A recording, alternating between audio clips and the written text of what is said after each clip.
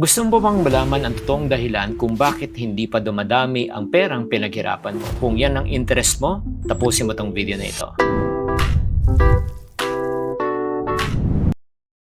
Hi there, this is Shinkitan, your pambansang wealth coach. Alam ko na ito isa sa siguro na pinaka-interesting na napansin ko pagka kinakausap ko yung mga kino-coach ko, gina-guide ko pagdating sa pera. Marami kasi ang paniniwala, the reason why they cannot save at di dumadami ang pera nila dahil kulang ang kita. Pero may reality. The reality is the more money we make, the more we spend. Mas maganda pa nga nung maliit ang kita na pagkakasya, minsan may sobra pa. Nung lumaki ng kita, nagkulang na nagkautang pa. Hindi ba nakakapagtaka yun? May kukwento lang po ako sa inyo, dalawang magkaibigan, pareho sila kumikita ng 40,000 pesos a month. Pareho rin nakakatanggap ng bonus na 50,000. Pero si Mark, ang unang pumapasok sa isip niya pagka pumasok na yung kita niya na dagdag, bibili na ng cellphone, upgrade, pagkatapos yan, travel, shopping, treat sa pamilya, treat sa sarili. At walang masama ron kasi nga gusto naman niya mag-enjoy. Pagkatapos ng 3 buwan, ubos na yung bonus. Parang wala na rin nangyari. Pero sa kabila naman, si Carlo, parang silang bonus, nagse-celebrate pero budgeted. Sobra siya talagang matipid. O bago siya gumastos, nagtatabi muna siya ng emergency fund. Binabayaran muna yung obligasyon, nag-i-invest ng maliit. Pagkatapos, kung anong matira, doon siya nag-e-enjoy. Pareho silang may bonus, pareho silang masaya. Pero yung isa, pagkatapos ng 3 buwan, ubos. Pagkatapos ng isa, meron pang natira. So fast forward, 5 years. Si Mark, walang ipon, walang emergency fund. Si Carlo, hindi pa milyonaryo, pero kampante. Kasi nga may emergency fund, may investment fund, may options. May kapayapaan sa kanyang isipan just in case na may mangyari, pero siyang dudukutin. Alam mo, pagkakaiba ng dalawang, yung isa may plano, yung isa wala. Yung isa disiplinado, yung isa hindi. Very important na kailangan po natin na matutunan to eh. At walang taong pinanganak na disiplinado Oo, walang taong pinanganak na marunong mag-budget. Lahat naman to ay natututunan. Ang tanong, kanino tayo natututo? Sa pamilya ba? Sa social media? Sa kaibigan? Sa advertisement na deserve ko to?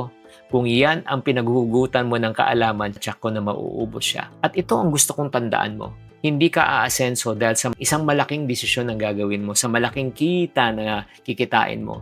Alam mo, yung pagbabago ng ating buhay ay nag-uumpisa sa maliliit desisyon na inuulit mo araw-araw. Yung bawat checkout mo, yung bawat loan mo, yung bawat investment mo, yung bawat ikang gastos mo. The small decision that makes the bigger decision. Subukan mong isipin yan. Hindi naman yung bagyo ang sumisira sa bahay. Alam mo, sumisira talaga sa bahay yung anay. Ganun din sa gastusin. Hindi yung malakihan ang sisira ng bahay, hindi yung pagbili ng bahay, sasakyan, yung mga maliliit na hindi natin pinapansin.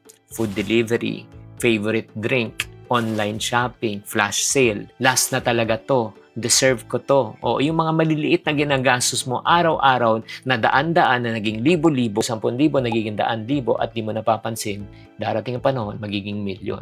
Kaya nga sa sunod na paggastos mo, ito yung gawin po natin. Kung gusto mo talagang dumami ang perang pinaghirapan mo, first thing that you need to do, you have to ask yourself 5 questions. First question, kailangan ko ba ito o gusto ko lang ito ngayon?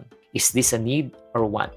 That's number 1. Second question, ano ang ite-trade off ko kapag binili ko na ito? Ite-trade off ko ba yung short term or long term? Ang pakinabangan ko ba doon, short term lang or long term? Pag short term, immediate gratification. Pag long term, delayed gratification. Third question, makakatulong ba ito sa future ko? Or excited lang ako ngayon? Diba? That's the third question. Fourth question, kung uulitin ko tong desisyon na ito, gagawin ko ba to? Like for example, 5 years from now, nakita mo yung binili mo, may pakinabang ba to sa'yo? Pag sinabi mo, yes, 5 years from now, may pakinabang pa rin to sa akin, go ahead. Pero pag sinabi mo, ba't ko binili to? Di ba? Yung panglima, tanungin mo, what type of a person do you want to be? Do you want to become a responsible person or irresponsible person? Ang responsible person, nag-iisip mo na bago gumastos. Ang irresponsible, nako, kung ano yung feeling, di ba? Yan ang sinusunod. Paano kung sa loob lang ng 30 araw, mas control mo na ang pera mo, mababawasan ng financial stress at makakapagsimula ka na talaga ng ipon? Yes, hindi to pangarap, posible na mangyari kung may tama kang sistema. Dito hindi kita tuturuan kung paano yumaman overnight, tuturuan kita kung paano bumuo ng tamang financial habits so that you can experience financial freedom. Sa program na ito, matututo ka number 1 mag-budget, mag-ipon, umiwas sa bad money habits at magkaroon ng malinaw na plano para sa iyong pera. At hindi lang to theory, thousands of Filipinos have already used this system to improve their financial lives. Laking pasasalamat ko rin sa ipon challenge ni Sir Chinkitan. Isa to sa naging motivation ko para makaipon. Hindi ko kasi alam yung pakiramdam na yun. Ang tagal ko ng OFW pero hindi ako makaipon. Hindi kasi talaga ako marunong mag-budget o humawak ng pera. Dati kasi kapag nakahawak ako ng pera, iniisip ko na kagad kung paano siya gastusin. Imbis na ipunin ko kung ano na yung naiisip kong bilhin. Tapos sobra-sobra pa ako magpadala sa amin nung dati sa Pilipinas. Promise, sobrang dami nyo talagang matututunan dito. And syempre, kapag kumikita talaga kayo, kailangan nyo nitong may ipon diary. And dito talaga, sa may ipon diary, mamomotivate ka talaga na mag-save ng money. And for sure, bago matapos yung taon na to, marami ka talagang masisave dito. Sobrang trusted ko talaga tong dalawang diary na to. And thank you so much, Sir Chinkitan. At kapag ginawa mo yung mga action steps, makikita mo yung progress sa loob lang ng 30 days. At ang pinakamaganda, hindi mo kailangan magsimula na malaki. Pwede kang magsimula sa halagang 20 pesos a day. Dahil ang tunay na sekreto ay hindi sa malakihang kita. Ang sekreto ay pag-develop ng tamang habit. Type MRK sa comment section para malaman mo o buong detalye or just click the link below. So simple lang itong 5 tanong na ito pero malaki ang epekto. At gusto ko linawin hindi ko sinasabi lang just to balance na huwag kang mag-enjoy, huwag kang mag-travel, huwag kang bumili ng bagong cellphone. Ang tanong, ikaw ba ang may control sa pera mo? Ang pera ang may control sa iyo. Magkaiba yun. Kapag ikaw ang may control, ikaw ang pipili. Kapag emosyon ang may control, reaction lang gagawin mo na. Kaya nga baka iniisip mo ngayon, nako, Chinky, mahina talaga ako pagdating sa pera. Hindi ka masama sa pera. Marami lang sa atin ang walang tamang proseso, walang tamang pagdidesisyon tungkol lang sa pera. Kasi kung na-realize mo na yung mga maling habits mo, ang good news, matututunan mo rin yung tamang habits. Unting-unti na hindi ka lang kumikita ng pera, unting-unti natututo kang maging responsable, disiplinado at matutong magpalago ng iyong kinikita. At kung tapat tayo sa sarili natin ngayon, alam na natin dapat natin gawin. Number 1, mag-ipon, umiwas sa utang, magkaroon ng emergency fund. Dapat matuto tayong mag-invest. Pero bakit natin paulit-ulit na tayo bumabalik sa dati?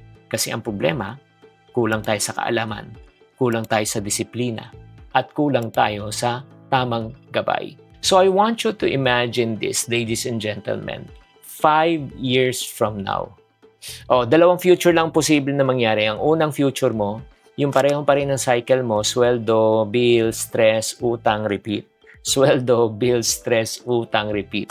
Or pangalawang future mo, it may not be perfect, hindi ka pa tumatama talaga sa financial goal mo, pero may emergency fund ka, may investment fund ka. Diba? Kontrolado mo ang iyong budget. Hindi ka nagpapanik kung may biglaang may gastos. May kapayapaan ka sa isip mo. Pagpipiliin kita, anong future ang gusto mo? Yung una o yung pangalawa? Pakitype sa comment section. At kung napapansin mo, ladies and gentlemen, na paulit-ulit ng cycle mo, baka kulang ka lang sa isang money system na tutulungan ka para maging consistent. Yan ang dahilan kung bakit po namin nabuo ang aming community na tinatawag nating TYL. Ang TYL po is the Yayamanin Life. Dito we have a money management system called the CHIP method na tinuturuan namin ng mga tao kung paano nila gagamitin tong CHIP method na ito para sila po ay maging financially free, at the same time free from financial stress. Kaya kung gusto mo maging free sa financial stress o maging financially free, just type TYL sa comment section. Isi-send ko sa inyong info on how you can be part of our coaching group.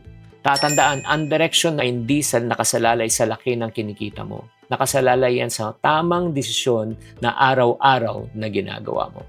And I hope that this session will enlighten you, challenge you, and talagang change the way you think and spend your money. Chinkitan, with over 6 million Facebook followers, 2.8 million YouTube subscribers, and 2.4 million TikTok fans, is now all out to share with you the most practical, simplest path to lasting wealth.